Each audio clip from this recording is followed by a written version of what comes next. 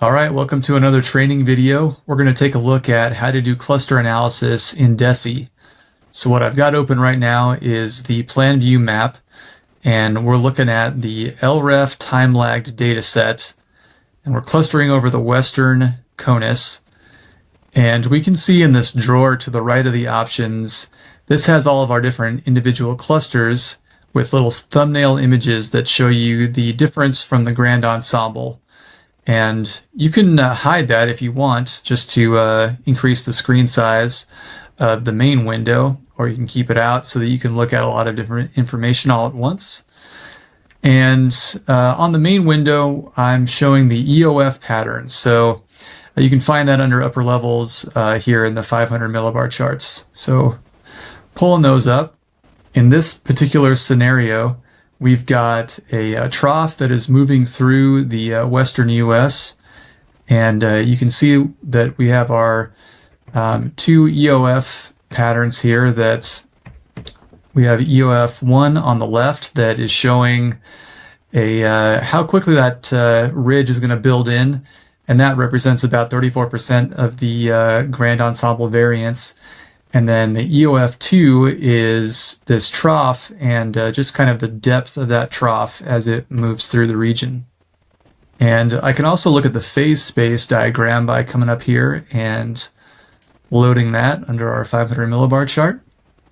And so with the LREF, we've got our three ensembles that are going into this 100 member ensemble, which the European is in blue, and we've got the GEFs in kind of this tan color, and then the Canadian is in red.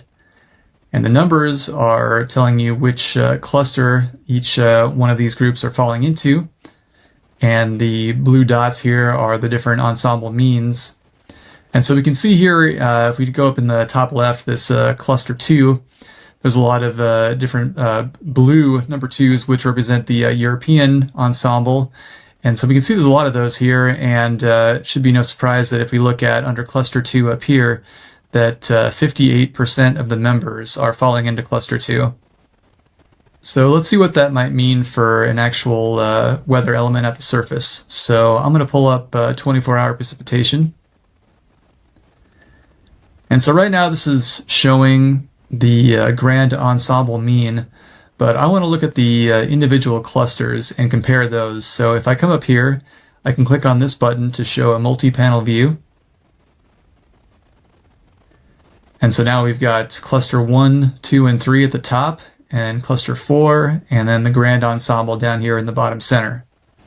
And so we can make all of our comparisons this way, but another nice thing to do is if you come down and do the difference from grand ensemble and set that to true, now we'll see that things jump out a bit more, where the reddish, kind of orangish reddish colors are it's greater than the grand ensemble, and the cooler blue colors are less than the grand ensemble. And so it shouldn't be shocking that we're seeing some more rainfall over Arizona in clusters 2 and 4. And if we look over here in cluster 2, we've got a deeper trough, and a similar story here down in cluster 4. So what does that look like if we go and pull up our 1D charts? So right now I've got my point here is in Safford, Arizona, which is just northeast of Tucson. And we're looking at some of the precipitation values over here. And so you can hover over the different thumbnails of the clusters and highlight how those solutions change in the different mediograms. You can do the same thing over here where the members are listed. And so we got cluster 2 with our greater rainfall amounts. And it is nice also that you can see that window kind of highlighted here where we're looking at the day 5 period. So that's a quick overview of clustering in DESI. Thanks for listening.